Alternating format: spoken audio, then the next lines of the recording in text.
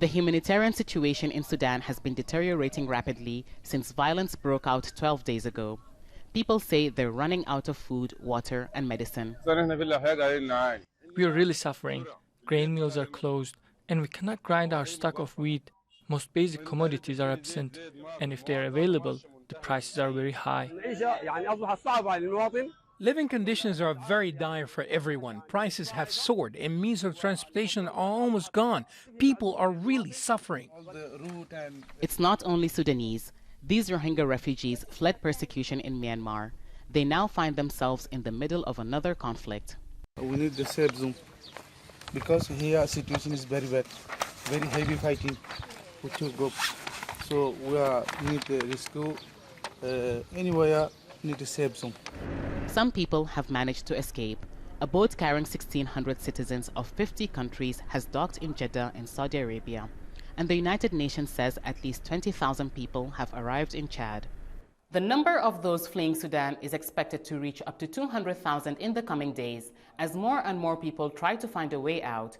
Those who remain behind say it's not only the deteriorating humanitarian conditions they're worried about, but also the security situation in the capital.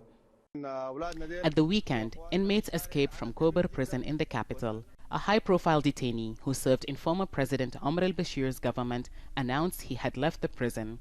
Ahmed Haroun is wanted by the International Criminal Court on charges of crimes against humanity in Darfur. The army says Bashir is being held in a military hospital. The Rapid Support Forces posted a video on social media saying it had taken over a major oil refinery and power plant about 70 kilometers from Khartoum. We are in full control of the refinery. We believe in action, not empty words. This is not the time for their nonsense. We control the majority of the country, north, south, east and west. We have 200% control over Sudan. Despite this, the army says it's in control. It is the pride of the Sudanese army that we had not touched a single facility or any infrastructure. It is the rapid support forces that destroyed them. This war will come to an end very soon, and you will listen to the final statement. All of the main facilities are operational and in order, including the electricity and water supplies. The United Nations says there is no sign the warring parties are ready to negotiate, and has warned of further suffering as long as the fighting continues. Hiba Morgan, Al Jazeera, Khartoum. Well, leaving Khartoum is a difficult and dangerous undertaking. The UK has flown some people out from a military airbase north of Khartoum, but it can take several hours to travel the 20 kilometres from the capital to the Wadi Saidna base. Saudi Arabia and India are among the countries that have evacuated people from Port Sudan, some 850 kilometres, or a 13-hour drive east of Khartoum. Some are making the treacherous journey to the border with Egypt. That's about 1,000 kilometres from the capital, while others are taking an even longer route, about 1,500 kilometres west to the border with Chad. Ahmed Idris is near the Chad-Sudan border, where Sudanese refugees are fleeing into their neighbouring country.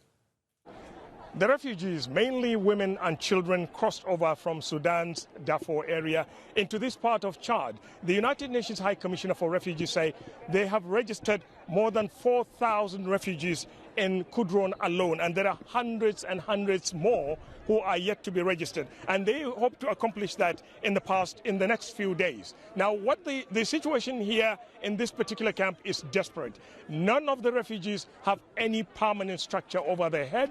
There are no structures, no tents, and some of them are virtually living under trees. And they're telling us that the situation here is desperate. A lot of them say they haven't eaten over the past few days. Now, on this particular day, the United Nations and its agencies deployed to this particular area to see the situation for itself. It brought along tons and tons of food items to be distributed to the refugees. And let me show you in particular what's there for them. Now, these are sacks of grains, rice, as well as oil that will be distributed to the refugees all across this particular region. What is not clear is what happens to the other refugees who number in their hundreds who are yet to be registered by the United Nations agencies or relief agencies here. Now, when we pan the camera to this side, this particular family has just received its own share of grains.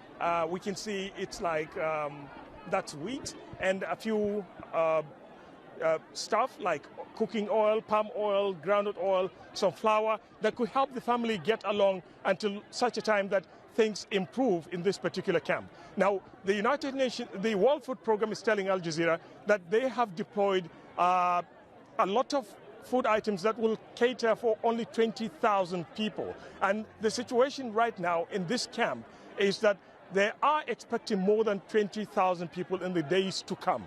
The United Nations has projected between 120,000 to up to 200,000 people crossing from Sudan into this part of Chad, which means that the United Nations and its agencies and other relief agencies need to step up their act in order to cater for these refugees.